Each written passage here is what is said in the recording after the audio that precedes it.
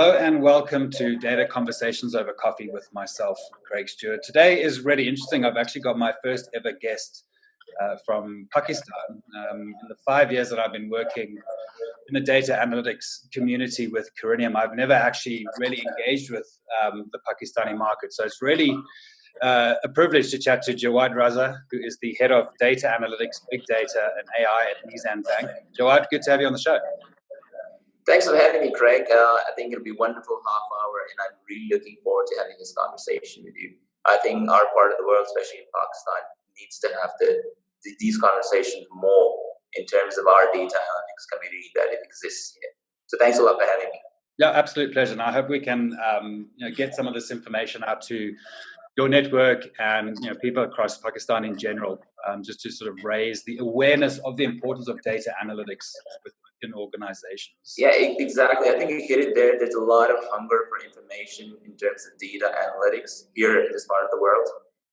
And for people to hear it from the people who are actually doing it on ground. Because there's a lot of information on the internet, it's all academic. Yeah. So they need to actually hear it from people who are involved in the actual situation. Yeah. And I think a good person to learn from. I mean, you have a fairly big remit, based on your job title. Look after data analytics, big data, AI. Arguably those could all be wrapped up into one. But you obviously look at areas within those and how to deploy them within your organization. Maybe you can give us a little bit of a background into your role, the bank, and sort of, I guess, the journey that you've been on from a data analytics perspective. Sure. I think that will take the entire half hour that we have here. But I think the wonderful part of our journey here today was the vision of our management. So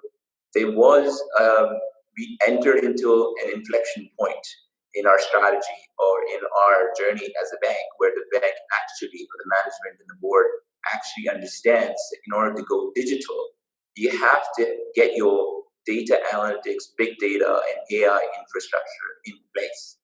Now, the definition, like as you were saying, of data analytics means there can be 100 definitions for everyone you talk to. Everyone you talk to will have a different understanding of AI. So as part of our journey, when we started off, was to have built an in-house strategy of how are we going to deploy our data analytics capability. When I say data analytics, I don't mean it loosely. In this, we actually mean descriptive, prescriptive, and predictive, and cognitive, and AI and deep learning.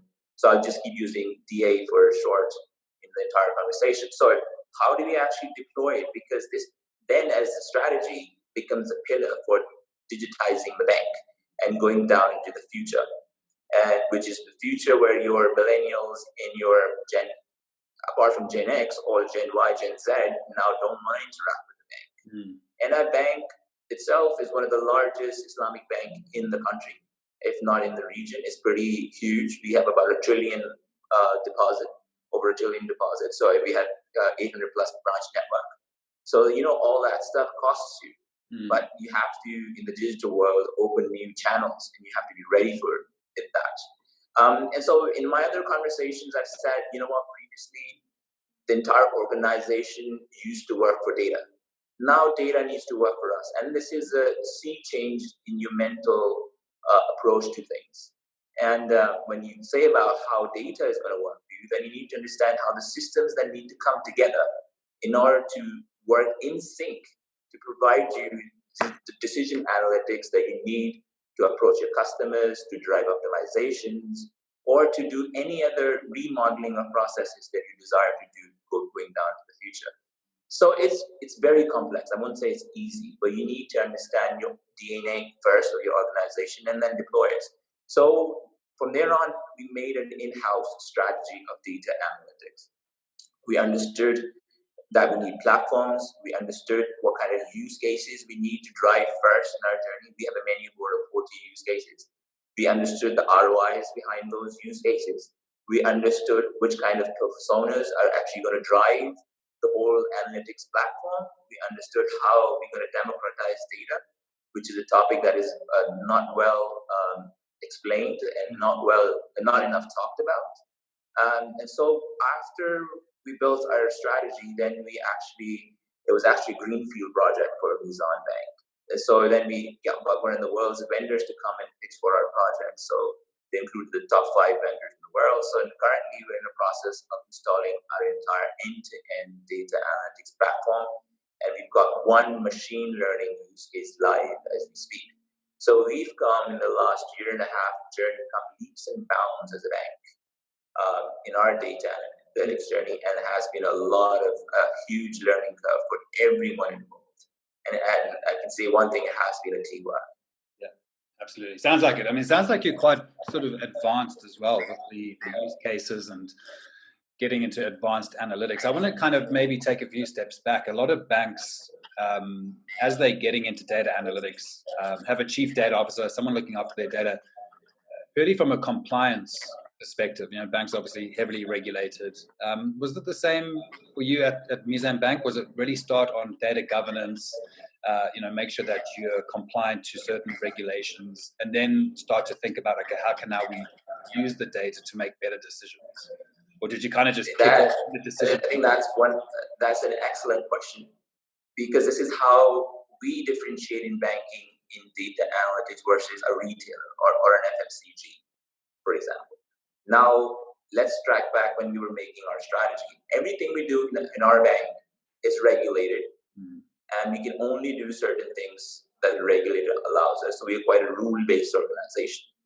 So by nature, if you're rule-based and you're under regulation, creativity goes out the door. You can't be that creative, can you? So you have to understand your rules. So if I build you a stringy matrix with X and Y, which either way, you have a defensive strategy on one axis and an aggressive strategy on another axis. When it'll be a retailer, you'll be more geared towards an aggressive strategy, because you don't have to do compliance on data. You don't have to do compliance or comply with other regulations that the central bank puts on you. On the other hand, if you're like, for example, a hospital, you'll be more on the defensive side of the strategy on the curve, which means because there's so much personal data involved in terms of health, you cannot readily share that across. We as a bank stand at a 50-50 spectrum, what we call it as a 50-50 spectrum strategy, which then suddenly means you can do certain things, and you have to do certain things before you can actually go deploy AI or machine learning. In that case, you have to comply with regulations of how you want to share data, how you encrypt data, what kind of data is called SPI, which is which is sensitive personal information, to what extent you can share that data, and what you can actually, how can you actually disseminate it within the ecosystem. So you're bound to those rules. So within that rule, again, like I said, so we're looking at those rules and your sort of barriers. We decided to do use cases, 40 of them, that would actually give us the actual ROI that we're looking for. In that sense, so what do you go look for when you go in terms of data? When you say, okay, you say we have really good data, and banks have a huge amount of data. Trust me, they have a huge amount of data. When we went to analyze and figured out how much data are we using as a bank, and this was backed up by a top 4 accounting firm as well. In our bank, we use, if I ask you, Craig, what do you think? Just how much data, percentage of data do we use as a bank? Just throw out a number. Oh, 5%. Bang on. You were using 4%. Okay. So when I told my organization, they were surprised. People were throwing out numbers at 20%, 50%. I'm like, no, we are actually using 5% of the actual data that we have. And then they were surprised, right? Because I told them, when I say data, what comes in your head? I asked my organization that, and management. They're like, ones and zeros and numbers and financials and P&Ls and balance sheets. I'm like, no, when I talk about data, I talk about text. I talk about log details. I talk about data streams. I talk about pictures. I talk about everything that has to do with data. And they're like, is that all? And so I'm like, what about I augment geospatial analytics to your existing P&Ls? How would that look like? Yeah. So suddenly it's just an expanse in their head, like, okay, that is data as well, which we never used, tried to utilize, right? So suddenly the 5% makes sense. And then you ask them, look, currently with the infrastructure you have in your hands, you're struggling to use 5% of data. What if I try to double this to 10%? do you think with the existing infrastructure, you're going to handle 10% of data? That's 2 times. That's just 2 times. I'm not even talking about 20% of data. And suddenly they had a realization that you actually need a proper platform to actually drive value, not only to extract that data, but actually to drive value out of it. So you need a proper strategy and a proper platform. Yeah. So that's the difference when you come into banking, in terms of that answer your question. So that was a struggle in order to get that realization. Even to do a basic descriptive analytics, you need to then democratize that data and augment that by a proper infrastructure. Yeah, I mean, your story is not dissimilar to many other organizations across the world that we work in, whether they be in the US or Europe or South Africa, Middle East. But I think you've done a pretty amazing job there, going from people not really understanding data to getting to a point where you've got 40 use cases. You must have had to done a lot of work on the data literacy of the organization, getting them to understand it, because even the 40 use cases, you can build them, but are people actually using them? Do they know what value they can get? Are you really kind of going from insights to action in the organization? So let me just correct you. We have 40 use cases. We have got 8 approved with known ROIs, and we deployed 1 right now, and we're ready to deploy 2 more. So yes, 1 is actionable with actionable insights. Yes, it took me about good to 6-8 months to what I will call educating the entire bank, right from the top tier, right from the top brass, right down to the grassroots, to the people that actually use the data. And so the strategy that was used there, which I use in every session or every meeting or every speech that I deliver, what we did is we defined everything in the bank, and we use a singular definition for everything. We have a singular definition for AI. So everyone starts off with their questions about AI. I make sure they understand what it means to the organization. There's one single definition of AI. There's one single definition of ML. There's one single definition of what data analytics actually means. There's one single definition for everything of what big data is. So, for example, I give you a big data example. When people tell me, "Oh, can you get big data?" I'm like, "So, what do you mean by big data?" But they said, "Oh, because this data is in certain TBs, it's big data." I'm like, "No." So you got to educate and saying, "Look, for us in Meezan, there's several V's, but we only stick to 3 V's. It's volume, velocity, and variety. If you hit any of the 2, you come to me. If you don't hit the 2, then it's a simple data analytics job for you. Then there's nothing that data science or data engineers will do for you. You can actually get your data in the regular or the normal BAU format that you get." Right? So we stick to those guns. Every time we have a conversation in meetings or steering committees, we actually make sure we start off reminding everyone, you have to think about the 3 V's we're talking about, the realm of big data. And so on and so forth. When you talk about AI, we had one definition where we take artificial intelligence when we talk about it in our meetings. So, for example, if someone's talking about artificial intelligence, the realm of, "Oh, stream me up, Scotty," and you can actually get sales without having anyone being in the middle, that doesn't happen, because AI has to be augmented by a human at the end of the day. I mean, you can talk about driverless cars, but there's actually a man in there, inside the car. So you can't do everything under the moon for you. So we had one singular definition of AI, and that's how we proceeded to educate the organization.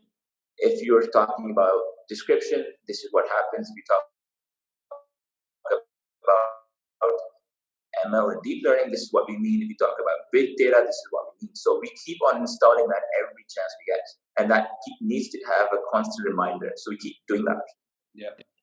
One of the things that we haven't really covered off, and I wonder if it's no one's ever got this really perfect, but if it's an area that people are aware of, that work towards it, what have you done with regards to data quality and data governance? Because those are, for me, the foundations of any advanced analytics strategy and AI deployment, is making sure you've got great quality data going there, and the governance really makes sure that it stays that way.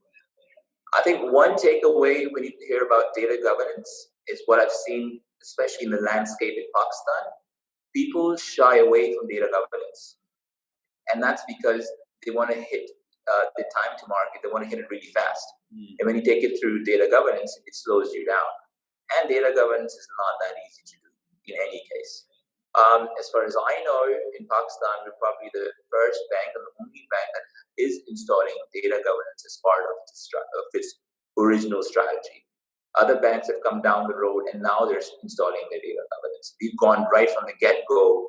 We understood data governance as a strong pillar for data analytics strategy. So in terms of installing data analytics data governance was part of our strategy. What you need to understand in data governance is it requires a sort of a different kind of mindset within data analytics personas, right? You're not doing analytics anymore. You want to make policies, you want to make regulations, you want to ensure data at rest is encrypted or data in motion is encrypted, when and why, what will be masked, what kind of personas, and it goes into a deeper layer of metadata and data glossaries. And that's a whole different ball set. The bank doesn't do it right now.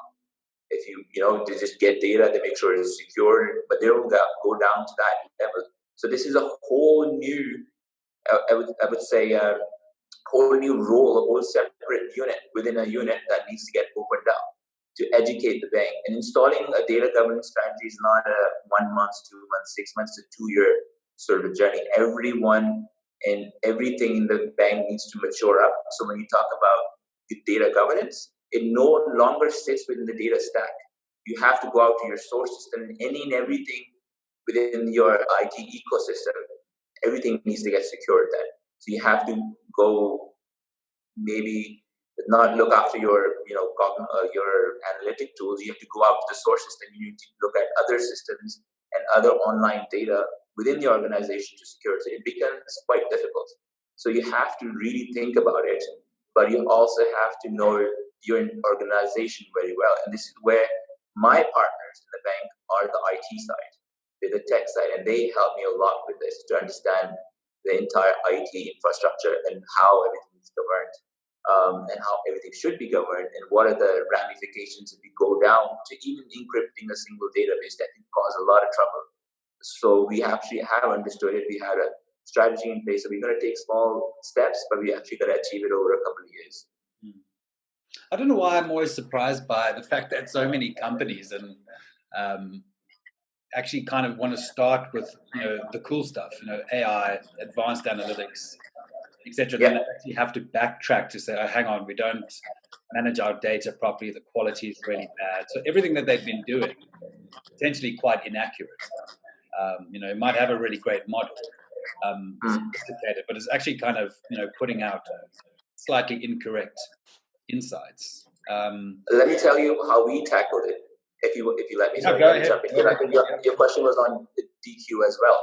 Yeah. So how we analyzed it, we looked at our data, we looked at our source systems, and then we decided to search for data that is inherently of good quality. There's data in our bank, and in any bank that inherently is of very good quality. And that for us was, and I'll let the secret out, it was transactional based data. Any data that is driven by a machine that is transactional based, that does not involve humans, is of really good quality. So we segregated a good data and a not so good data. I mean, our not so good data is not that bad at all. Okay. But you have to take it through a profiling and a DQ process, which actually extends the time to market. So we've separated that data out. And so we looked at the structured, unstructured, and semi-structured data, then we segregated the good quality and the bad quality. And the initial use cases, whether it's AI or anything else, is built around the good quality data. So we actually took a curve to actually do a whole use case, because that's that you have to take that whole curve to have a good learning set. If you just get bogged down in doing DQ in itself, then you won't achieve the whole end-to-end of delivering the use case. So that was specifically built in our delivery. Let's achieve this use case. It's built around good quality data. When it comes in, we know the data. We're not going to spend too much time in pre-processing. We're actually going to take it end-to-end. And that's how we did. Our second stream is going to run in parallel. And that's part of the whole data governance and data quality, where we install data stewards. So when we do our profiling, we'll keep sending the bugs, or you say whatever we find in our data, we'll keep on sending it to the stewards, the source system owners, and they're going to keep cleaning it up. as that gets cleaned up, we're going to utilize that as part of the strategy. But we have more than a couple of dozen source systems in our bank. So I'm actively looking for good quality data, and those 40 use cases will start driving off those good quality data. I mean, if you talk about, let's say you want to do a use case for network security, I don't think we have any issues with that data. That's all machine driven. It's all logs. It's all stream data. Yeah. So we can use that, for example. So that's how we do it. We don't get bogged down by DQ. We have to do DQ, right? But we can't delay because we can't delay ourselves. The reason behind that is because management at the top of the game, the management has invested money. They want to see some results and investments out of what you've done, right? And the attention span of management is maybe a couple of board meetings long. Yeah. They want to see something. And touch wood, Greg, we have delivered that within the first 6 months of launching our project. Yeah. And that was because we specifically thought through our data and our use cases. Point was, we delivered it. Whether it was a sexy use case, I'm not you're going to deny it wasn't, but it was a machine learning use case nonetheless. And our whole entire organization has gone through the curve of learning that. Yeah. So, I mean, that was how we tackled it. DQ has to be tackled. No, I think it's a good strategy to kind of find that good quality data, use that to do analytics, drive insights, and in the background sort of almost parallel on that human-generated, customer-generated data, which is susceptible to errors, etc. Work on it and use it as and when it's been cleaned and the integrity is there, and then to model. So, I mean, when you think about cleaning data, right? First of all, you need to draw a line in the sand and say, look, from this day onwards, you need to start cleaning your data up, which means what? On your front-end applications, you have to build checks so the user can no longer start dumping erroneous data. So if you don't do that, then we will keep on cleaning the data and false data will keep on coming in. It'll be a never-ending story, right? So first of all, you need to look at your front-end systems. Like I said in my conversation before, data analytics about the entire ecosystem coming to work for you, right? You can't, one of the pillars of strategy or one of the outcomes of a data strategy should be to break the silos. You can't make a data strategy to create another silo of data analytics. So this is where my IT back office actually really helps. So if we look at applications and look at ways how erroneous data can be entered, first you have to put checks there so that no longer happens. So you can't have an open text field, for example. You have to give drop-down menus. You stop that first because there's no point of me cleaning historical data and all my new data keeps on keeps on dumping with erroneous data. Because if you talk about use cases in machine learning and AI, the most useful set of data is your last month, your last 2 months, your last 3 months. I don't need to clean data that is 2 years ago because I'm not going to use that for my AI, frankly. And this is where you need to understand how AI actually works because it uses the most recent data. Recency, frequency means a lot to AI.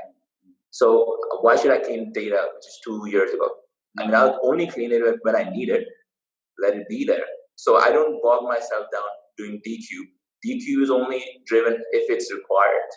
If you're doing AI, your current data has to be clean. If you're doing historic analysis, then you need to go clean your historical data.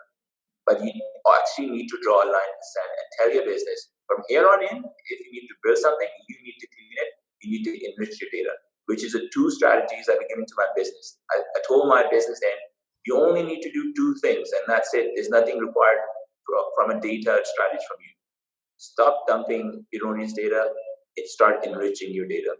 This enriching data will actually then reap benefits in a year's time, which means you try to bring more attributes about your customers, you bring more information about your transactions, you try to bring all offline data on online platforms, but you also need to educate and train your users, and with the help of us, to stop putting erroneous data because that kills a lot of time and effort.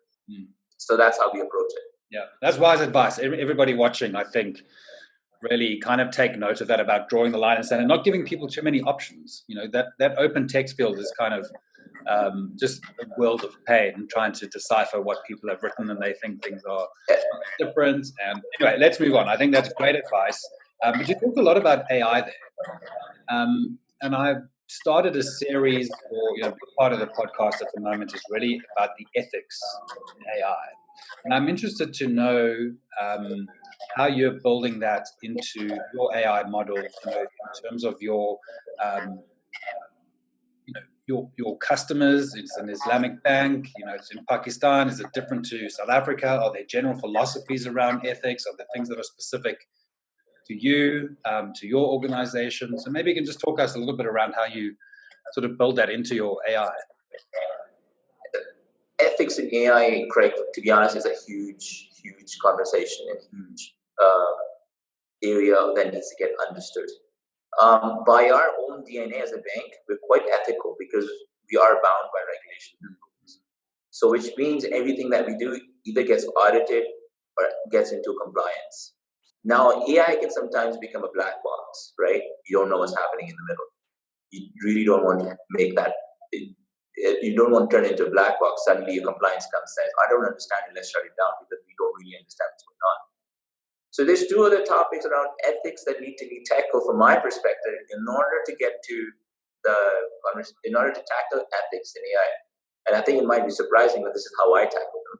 People talk about ethics on a philosophical scale. We can probably do that too. But there's two things that it is important when you get into AI and banking, and why AI fails to get implemented in banking. First thing is testing and validation of AI. If you do your regular BAU project, at the end it goes through UT and UAT and quality assurance. The fundamental question is, how do you do UAT or QA for AI? Our bank doesn't have that capability. That is an area that needs to get built up, and we're trying to build that up because that gives you an insight of what's happening in that black box. Second area of interest that is coming up, and there's a lot of research coming into it, is about MLOps. Doing similar to a DevOps, you have an MLOps. So AI is very much influenced by the environment that it is in. So if data actually changes, that concept is called data drift. So if data actually changes, so consider an autonomous car, the sensor suddenly becomes dirty or weak, so it starts to bring in invalid data. So who's looking at this? And I give you an example of COVID. Our models were trained on data that was pre-COVID. Now COVID comes and things change. Is the output that my AI get, is the machine learning, is it the same? Is it expected? Has it learned itself or not? That's where this DevOps comes in. And that's where the testing comes in. And so the problem with AI and traditional systems that you deploy in your bank, traditional systems, you deploy it, you do A, you expect it to do B, right? If it does C, then you know it's a bug, you go clean it. With AI, you will never know. You can't just deploy and leave it. You'll never know when that data drift has happened. You will never know when erroneous data starts pumping out. So you have DevOps on one end, you have validation testing on one end. I think if you have both of these in your organization, you can tackle the ethical question. Is AI actually doing what it's intended to do? And it is continuing to do what it is intended to do. And is something happening in there that we don't really understand? I think you will tackle it. And then when you have the answers to those questions, which means then I can say to my compliance, yes, I know what's happening. I know the inputs and I know what the output should be. And the outputs are consistent over a time. It's not giving me a decision that it is not required to. It is not taking a decision that is outside the box. I think then your ethical question becomes very easy. And that's how I'm trying to tackle it. Yeah. Right? You can't just train an AI model to behave morally right. I mean, I can't do that. If someone has an answer to that question, I think I'll be happy to learn that bit of it as well. But that's how I'm trying to tackle that question. Yeah, I guess the visual in my head around that is an autonomous car that you don't just kind of say, okay, we'll go and drive. You don't program it to just actually move the car forward. But you say it's got to be within the bounds of the road and the rules of the road. And similar to sort of an AI model within the organization is that you don't give it total free range. You constantly sort of putting it back on path, checking it, etc. So it doesn't get out of control or kind of, I guess, end up being against what you set out to do. Yeah, I think that if I build on that analogy, which is a wonderful analogy, think about the autonomous car. But think about that car should be trained to work on multiple tracks, so off-road and on-road, different parts of the world, left-hand and right-hand driving, also under different legal systems, under different traffic legal systems. So you have to build that in it, because you constantly go from the right side of the road to the left side of the road. You understand? So that's where your ethics and your AI ethics comes in. So you constantly have to, in the situation you're in, you have to tweak and train it suddenly, right? Because any manufacturer is not suddenly going to go out, okay, I'm going to make an autonomous car that only drives on the right side of the road. Yeah. I don't think that happens, right? It's only going to comply with certain traffic rules in Europe, but it's not going to comply with South Africa, it's not going to comply with Pakistan. That's when you start getting in trouble. Because suddenly then you have to box it in, like you said, into your own circumstances, and you have to keep on monitoring that. All right, you heard it here first, folks. Myself and Jawad have just come up with the perfect analogy for, internal AIs to kind of think about the autonomous car. Jawad, before I let you go, I just wanted to maybe get you to summarize a few things. We've covered a lot of ground. It's been really good conversation, but maybe what are the 3 pieces of advice you can give to organizations that are starting on their data analytics journey, and maybe in the context of the Pakistani business markets, so we can push that out to you so they can really start to learn. So what are your sort of 3 big tips for people starting this journey? Sure. I think what I'm going to say is valid for Pakistan, is valid for Europe, and it's valid for any part of the world. 3 things you need to study, look about, or make sure it's part of your strategy. First is, which I keep on saying, is data democratization, right? So what do I mean by democratization? That means your entire organization needs to have the capability of doing data analytics. It's not just one person. That also means inherently your data analytics strategy has to break the silos. You can't make your analytics strategy in another silo. So what happens is people used to have the tools, but massive amount of data, they can't drive value out of data. So it leads to you need to understand that everyone in the organization should be part of the data journey. Everyone who's doing in analytics should have better tools than they have right now. Which brings me to my second suggestion, second sort of advice that I can give to you. Always look for a platform. Because if you do a use case in silo, which means you can then bring that data and then you can do one use case wonderfully, but then you won't be able to recycle or reuse that data ever again, right? So and then what means that is that effort, once that model drift actually happens, it'll be very hard for you to fix it, right? So go for a platform solution. What does that mean? That does 4 things for you. That means is you will be able to build a single source of truth for everyone to go and get the data in an organized fashion. So data will be organized in one spot. 2, it will give them an environment to deploy your models.